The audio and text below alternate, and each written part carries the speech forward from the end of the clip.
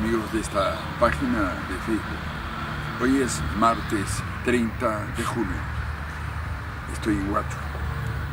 Quiero dirigirme a ustedes, en primer lugar, para referirme a la problemática que en este momento se está dando en Grecia, que puede rebotar en toda Europa y también en el resto del mundo. Grecia es un país que es el buque insignia de la civilización occidental en Europa y de rebote en América Latina. Allí se inventó la palabra democracia, demos pueblo, kratos poder. Es cierto que la democracia griega no fue muy avanzada, pero fue la primera forma de democracia en el mundo. Pero de eso se trata, de lo que vamos a hablar hoy, de la contradicción moderna en el siglo XXI entre democracia y los intereses de los grandes capitales movidos por la tecnocracia, por ejemplo, del Fondo Monetario Internacional. Durante 5 meses, el actual gobierno griego elegido por el señor Alexis Tsipras, líder del partido Syriza de la izquierda griega, que vino planteando en su campaña electoral que no se podían aceptar las condiciones de la tecnocracia del Banco Central Europeo y del Fondo Monetario Internacional, seguidos también por los jefes de gobierno europeos bajo el mando de la primera ministra alemana Angela Merkel, no podían aceptar por ser condiciones que iban a empobrecer aún más al pueblo griego, que ya está muy pobre por las condiciones que fueron aceptadas por gobiernos anteriores en Grecia, gobiernos de derecha.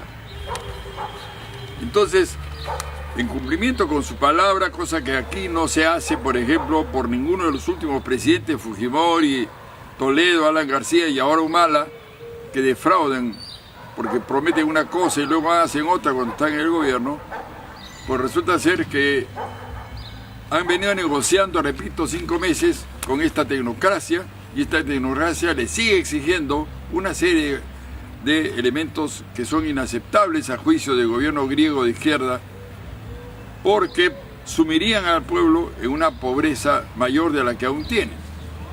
Entonces, en resumen, estas negociaciones deberían terminar hoy. Y resulta ser que de pronto, el día jueves, para sorpresa de la tecnocracia internacional que solo se maneja con los intereses de los banqueros, pues de pronto acudió a la democracia. A la 1 de la madrugada en Grecia, Alexis Tsipras, el jefe de gobierno de izquierda, dijo: momento, estas condiciones no podemos ya aceptarlas. Que lo decida el pueblo griego el domingo 5 de julio, referéndum. Y esto ha destapado una ola de críticas del capital mundial, de los grandes medios de comunicación manejados por el gran capital, de los lobbies banqueros, no acostumbrados a que las decisiones las tome el pueblo, sino las tomen ellos. Y entonces, ¿por qué dijo esto Tsipras? Porque querían reducir las pensiones, reducir los sueldos aún más, querían reducir las inversiones en educación y en salud, también en infraestructura.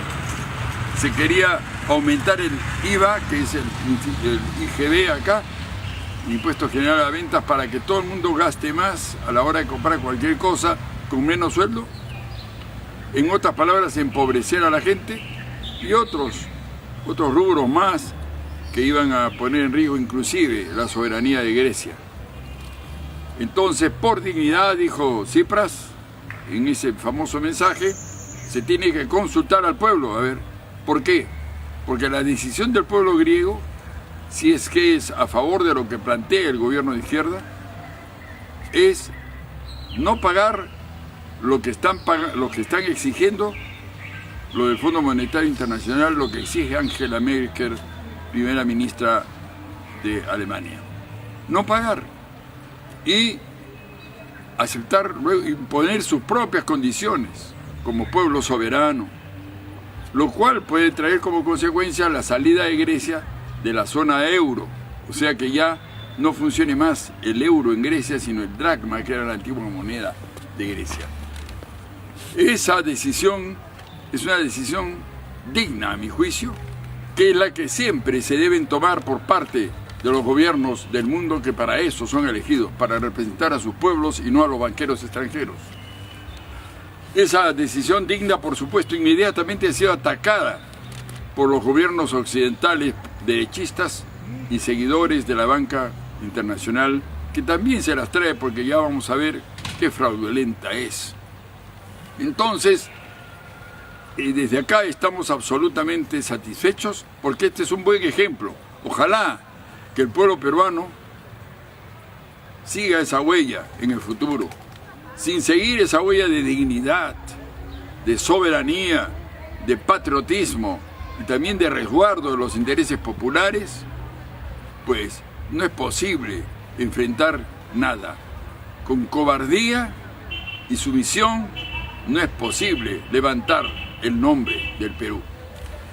Así que desde aquí, felicitaciones al gobierno griego y claro, estaba escuchando ayer, termino esta parte, el canal del Estado español, manejado por los intereses de los grandes capitales españoles y de los partidos conservadores españoles, están muy molestos con la decisión de Alexis Tsipras de Grecia, porque temen que en España luego se repita lo mismo y así sucesivamente.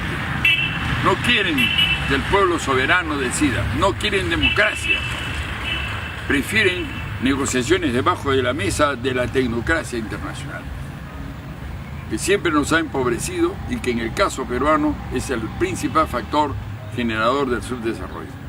Muy bien, una segunda parte es, me voy a referir casi como siempre a algo de lo que dijo ayer en un artículo importante Humberto Campodónico de La República, refiriéndose que por primera vez en la historia de la banca mundial, un funcionario del Deutsche Bank, del banco alemán, el señor Anshu Jain, pues va a ser juzgado por temas que tienen que ver con los malos manejos de los bancos. Actuó negligentemente en el caso de la manipulación de la tasa LIBOR y también ha mentido en el caso del Banco Central alemán. Sería la primera vez que se juzga a uno de estos altos funcionarios, porque normalmente se hacen estos fraudes bancarios millonarios, después voy a explicar rapidito, y se pagan una pequeña multa y tiran para adelante. Esto va a generar precedente. El escándalo, ¿qué cosa es el LIBOR? Bueno, es una tasa que tiene que ver con la confianza bancaria y que se toma como tasa de referencia para los préstamos que se hacen entre ellos en el mercado de Londres. Lo importante es que la tasa LIBOR tiene influencia en un mercado global de deudas que asciende a ¿cuánto? A 350 billones de dólares. O sea, digamos que si la LIBOR es 1%, el monto que deben pagar los deudores es 3,5 billones anuales, 30 veces el Producto Bruto Interno del Perú. Así, en esta escala, se mueven los dineros de las grandes transacciones bancarias. De ahí el poder que ellos tienen. Y bueno, resulta que son fraudulentas. Un montón de veces, y acá se detalla, ya han pagado multas, pero no han sido juzgados. Por primera vez se va a juzgar a uno de ellos y eso genera un precedente. Ya se sabía entonces que eran inmorales, pero no les caía el peso de la ley. Le cae el peso de la ley a un ladrón de bicicletas, pero a esta gente nunca. No puede ser. Pero eso no es todo. Resulta ser que hay otras trafas, le llama Campodónico para que se entienda en lenguaje peruano, que tienen que ver con la manipulación de la tasa de cambio de moneda extranjera. Eso también nos implica a nosotros. en este mercado se mueven 500.000 millones de dólares al día. Bueno, pues ahí también se ha descubierto que una manipulación de pocas personas, pero con el aval de otras que lo saben y no hacen nada. También se han pagado muchas veces multas y todo ha quedado ahí. Por ahora nadie ha caído en esto. Y justamente lo pide Campodónico, debería también caer gente que está involucrada en estas movidas. Es lamentable que los neoliberales criollos, los peruanos, no hablen de estas cosas. Algunos dicen que no lo han leído en ninguna parte. ¿Usted lo cree? No leen el Financial Times, que es el que da cuenta de esto. Hágame el favor. Pasa es que las derechas mundiales se tapan entre ellas para poder hacer sus trafas. Voy también a referirme al tema del agua, que está bastante bien resumido en algunos de sus temas, algunos de sus subtemas, en una publicación de la Universidad Católica que tengo en la mano. Rápidamente, resulta que el suministro del agua con el calentamiento global, bueno, no garantiza, no está garantizado en las futuras generaciones. La crisis mundial del agua ha sido analizada en un reciente informe, precisamente del Fondo Monetario Internacional. A ver, ¿quién lo divulga? Ya que es una institución amada por los neoliberales. Resulta ser que también se refieren al Perú. Y aquí está claro que no se acepta el agua como un derecho humano, no se acepta. Y esto trae problemas, porque entonces si se aceptara y se actuara en consecuencia, no podría haber contaminación, porque los gobiernos de turno tendrían que caerle inmediatamente y juzgar a los que contaminan. Resulta ser que el 98% del agua en el Perú está en la selva, y la costa se está quedando sedienta. Se llama estrés acuífero. Entonces, el agua es un bien público, pero no es tratado como tal. Lima está en un desierto, igual que el Cairo, que es capital de Egipto. Pero a diferencia del Cairo, son las dos grandes ciudades del mundo que están en desiertos. Ellos tienen al costado el río Nilo, que tiene 2.000 metros cúbicos de agua por segundo. Nosotros en nuestro río Rímac tenemos 20 metros cúbicos por segundo, de 2.000 a 20, 1%. Ahí está la diferencia. Entonces, igualito sucede con el resto de las ciudades de la costa del Perú. Yo estoy acá en Huacho y aquí solamente hay agua por horas y no se emprende nada para poder resolver ese problema. Uno de los emprendimientos que más éxito han tenido en el mundo y que podría hacerse acá y debería hacerse en nuestra costa es el reciclaje de las aguas servidas. Sí, las aguas servidas se reciclan y salen perfectamente según las técnicas modernas para el uso doméstico, para el consumo humano. De esa manera no se desperdicia el agua, la poca agua que tiene nuestro país. Esos son proyectos dirigidos al ser humano, a la dignidad de la persona humana.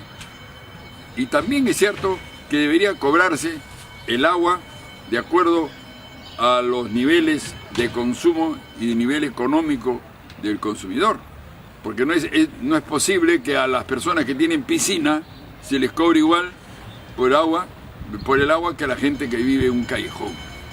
Eso debe ser debatido en el Perú, porque aquí hay desperdicio de agua. Acá hay una cifra que me ha llamado la atención: en Alemania y en Israel se consume menos agua per cápita que en el Perú, y eso que en el Perú básicamente la gente está en la costa y no tiene agua.